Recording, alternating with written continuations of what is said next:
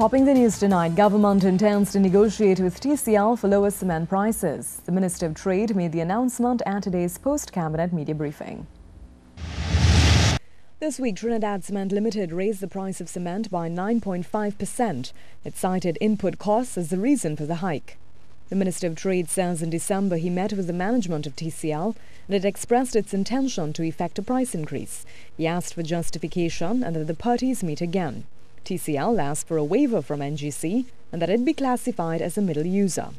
The minister says the government is willing to support the company. We have the Point Fortin highway, we have the widening of the Rivulet Road, we have also the highway from Komoto to Sangre Grande. We have several administrative complexes for the regional corporations. We have the 4 magistrates' courts. Many of those are directly funded through the PSIP. As such, government will be considering the options. One is that we intend, and I intend, to go back to the CARICOM countries through COTED to look at the possibility of some form of relief of the 15% duties on cement that comes in ex-CARICOM.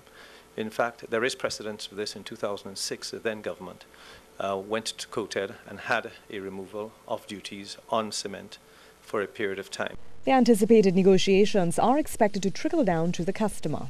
We sit with TCL and look at the possibility, first of all, based on their true operational costs, look at the possibility of negotiating the gas prices that they currently enjoy, with the proviso, of course, that any decrease in the cost of that input will then be passed on subsequently to the consumer. There are 100,000 people employed in the construction sector and 500 at TCL.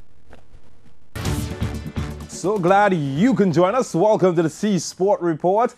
And the Red Force is in effect. Well, this as Trinidad and Tobago's second victory of the Caribbean T20 was a crushing one, and their batsmen amassing a formidable total before their bowlers stifled Leeward Islands at the Queen's Park Oval. Well, Ruskin Mark tells us TNT capitalized on a good start and effectively battered the Leewards out of the contest, leaving them to chase a near impossible 188 to win.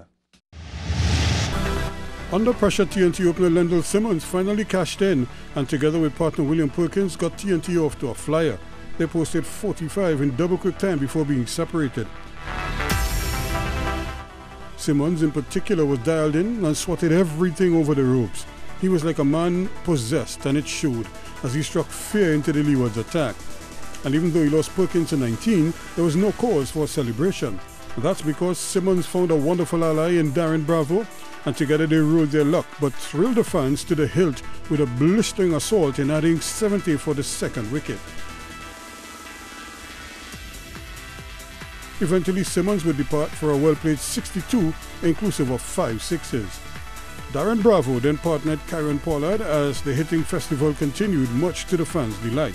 Pollard swatted the ball like a pesky fly and treated the bowlers with disdain as he raced to 29 in 12 balls with a 4 and 3 sixes, each one greeted with a mighty roar from the stands. Bravo did his part with some long-handle stuff of his own, and although he lost Pollard, he stayed the course. He belted 2 maximums in successive deliveries to end the innings and end the carnage at 187 for 4, ending on 65 not out. Tonita Willett, who took 2 for 18, was the only Leeward Islands bowler to go for less than 6 runs and over. When the Leewards batted, they were in trouble first ball. Kieron Powell, for the second game in a row, is dismissed first ball for a golden duck. Badri would strike again in the first over when he also removed Tonita Willett, who had taken a neat boundary off him earlier. Liebert showed intent with his meaty blows, but didn't survive much longer as Gabriel had his revenge.